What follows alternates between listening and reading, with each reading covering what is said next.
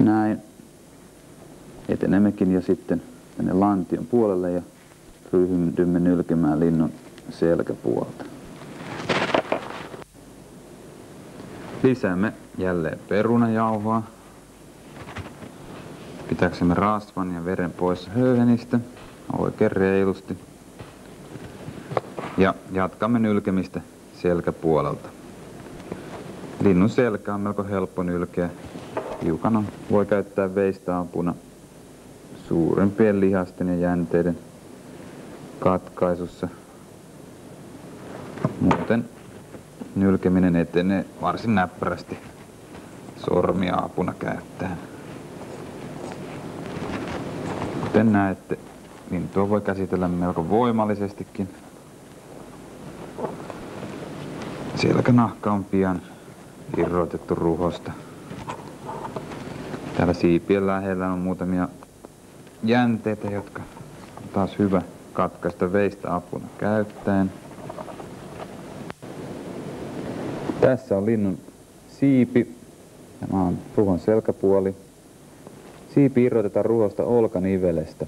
Se käy kätevimmin veistä apuna käyttäen tästä nivelkuopasta selkäpuolelta. Jos kohotamme linnun ruhoa siivestä kiinni pitäen, näin, painamme veitsen tänne olkanivelen väliin, niin siipi irtoaa kauniisti aivan ruho omalla painollaan vääntää sen aivan irti.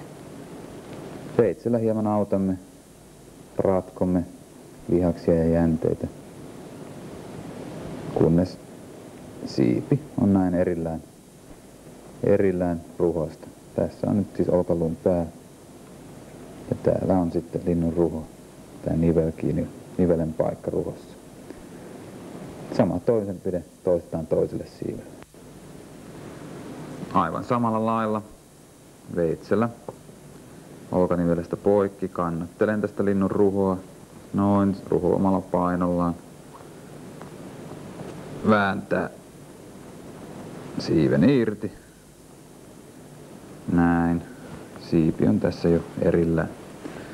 Nyt nylkeminen etenee linnun kaulaa pitkin, kaulanahkaa varovasti irti, hupu tulee siinä mukana, tällä linnun se onkin tyhjä tässä, tyhjä kalvopussi, lisää perunajauhoa.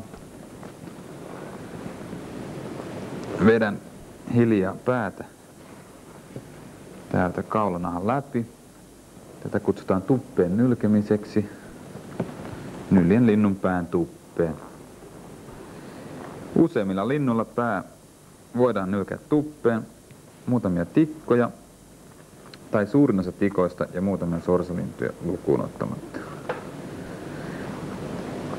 Silloin on suoritettu tehtävä viilto linnun päälakeen tai korvan taustasta poskea pitkin, jotta pää voidaan nylkeä ja puhdistaa ulkopuolelta käsin. Kanalinnut menevät kaikki hyvin tuppeen asti ja se onkin vaivaton tapa. Noin, nyt pääkallo on tullut esiin. Ja seuraavaksi on vuorossa korvareikien irrottaminen. Korvien irrotuksen käytän mieluiten veistä. Pikkulinnulla ne kyllä pystyy irrottamaan ihan sormillakin vetäen, mutta tämän kokoisella jo veistä apuna käyttää. Nahka, niin tässä leukaluun pää. Ja tässä missä nahka on nyt pingottunut, tämmönen vaalea nahka, siinä on korvareikä. Nostan sormella nahkaa näin ja veitsen terällä korvakuoppaan painaen leikkaan korvan auki. Näin. Siinä on korvareikä ja siinä on korvan kiinnityskohta kallossa. Näin varovasti päänahkaa eteenpäin nylkien. Etenen kohti silmäkuoppaa. Noin, sieltä silmämuna jo lähenee. Tässä vaiheessa kuitenkin käännän pään ympäri ja irrotan toisenkin korvan. Noin, sieltä löytyy korvareikä. Noin. Lihaksia varovasti poikki.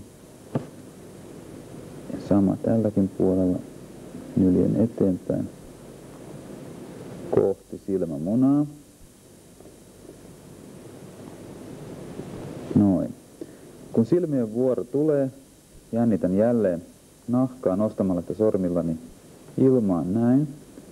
Ja varovasti veitsen kärjellä, hyvin varovasti puhkaisen nämä kalvot, jotka ovat silmäluomien ympärillä. Näin. Silmäreikä tulee esiin nahassa sekä silmä jää kalvoon kiinni. Otsanahkaa hieman irti tuosta ja toiselle silmälle sama toimenpide. Tässä onkin oltava tarkkana, ettei viillä reikiä silmäkulmiin, sillä asetteluvaiheessa sellaiset reijät on vaikea peittää huomaamattomiksi. Petolinnuilla on tässä silmien päällä ruustokielekkeet, jotka on hyvä jättää paikoille. Kanalinnulla on tämmöinen lyhyt sarvimainen kieleke, jonka voimme myöskin jättää. Päänahkaa nyljetään eteenpäin. Nyrkkisääntönä voidaan pitää, että linnun pää tulee nylkeä nokan tyven höyhenrajaan saakka. Tässä silmän etureunassa on vielä muutamia pieniä kalvoja, jotka viiletään auki veitsen kääriöllä. Sama toimenpide toistetaan molemmilla puolilla.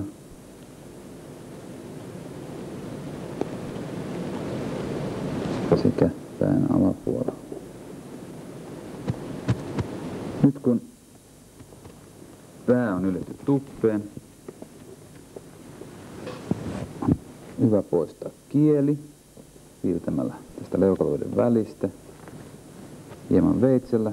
Veitsen voi työntää tänne väliin ja kammeta kielen ulos. Täältä löytyy nämä pumpulitukot, jotka alussa laitamme sinne suojaamaan lintua likaantumiselta. Kielen irrotuksen jälkeen saksilla leikataan niska poikki pääkallon takaa. Noin. Noin, näin olemme saaneet ruhon irti. Ruho ja lintu ovat näin erillään. Ruho laitetaan tänne sivummalle tulevaa käyttöä varten. Ja linnun käsittely jatkuukin sitten. Pääkallon puhdistus aloitetaan poistamalla silmät päästä. Sitä ennen on kuitenkin hyvä katsoa, minkä värinen silmä on. Painamalla silmän nurkasta pullistuu silmä. Ja tarkkaan katsoella voidaan huomata siellä, että tämä linnun iiris on punaruskea. Kun lintu on ollut pakasteessa pitkän aikaa, niin värit kyllä häviävät ja sitä saattaa olla vaikeakin huomata. Silloin on turvauduttava kirjallisuuteen, jotta oikea väri saadaan selville. Silmän koko näkyy tästä. Tällä linnulla se on 7 mm. Nämä asiat on syytä painaa mieleen. Silmä poistetaan pääkallosta parhaiten näillä käyräkärkisillä pinseteillä. Pinsettien kärjet työnnetään tänne silmämunan alle ja pinsetin kärkiä täällä silmän alla pyöritellen saadaan silmämuna nousemaan ja näin on silmä irti. Silmähän sisältää silmänestettä ja varsinkin aloittelijalla silmä usein puhkeaa ja nestettä saattaa siellä ruiskahtaa ympäriinsä. Jatkamme poistamalla toisen silmän samalla tavoin, pinseteillä pyöräyttäen. Noin. Ja sen jälkeen näillä käyräkärkisillä saksilla leikkaamme linnun kitalaen poikki täältä etureunasta ja sitten jatkamme leikkausta täällä pääkallon alapuolella tätä niskareikää kohden aivan niskareikään asti. Molemmilta puolilta. Näin, jolloin saamme palan luuta irti täältä kallon sisäpuolelta. Näin pääsemme käsiksi aivoihin reen kautta. Aivojen poistaminen käy hyvin selostoffia apuna käyttäen. Pinsetillä työnnetään paperia tänne aivokoppaan. Siellä paperin mukana nostamme aivoja vähän kerrassaan ulos. Aivoja ei yleensä saa kokonaisena sieltä esiin, vaan ne pitää näin vähän vähältä kaivella koko aivokoppa puhtaaksi. Kun aivokoppa on tyhjä, pyörätetään vielä paperilla sieltä viimeisetkin veret pois. Noin. Sen jälkeen kallosta on poistettava ylimääräinen liha veitsellä kaapien ja raapien täältä viimeiset niskalihaksen rippeet lähtevät pois näin. Samoin täällä leukaluissa on pieniä lihaksia, jotka veitsen kärjellä rapsutellen lähtevät pois aika mukavasti. Kallon puhdistus saattaa aloitteelta viedä melko pitkään. Isommilla kanalinnoilla ja sorsalinnoilla ja myöskin varislinnoilla, niin kallo on melko monimutkainen rakennelma ja sieltä löytyy monta pientä koloa, jossa on lihaksia ja jänteitä. Kalloa puhdistaessa on hyvä huomata, että lopputuloksen laatua kyllä parantaa se, jos leukaluita ei irrota kallosta. Siis linnun alanokka. Leukaluun nivelet ovat tässä. Ja on hyvä puhdistaa lihat pois siten, että nivel pysyy edelleenkin kiinni kallossa.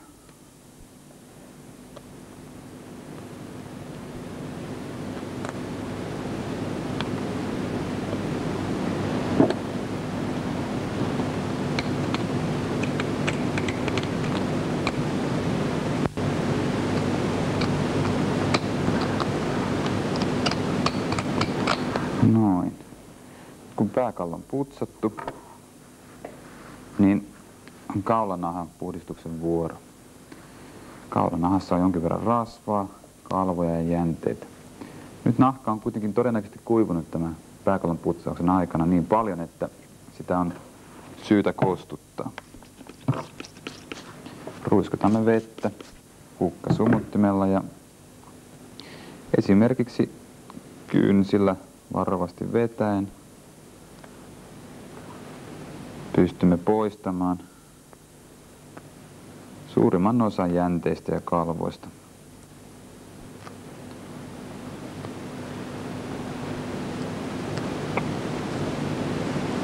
Nyt esimerkiksi metsokukolla tai teerikukolla sekä fasanilla niin on nämä punaiset silmäkulmat, joissa on erikoisen paksu kerros kudosta.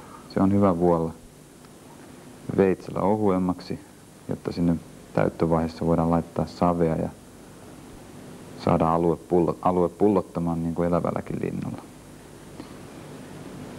Jos nahka on märkä, siis kostea ja jo taipuisa, niin se kestää hyvin tällaista käsittelyä.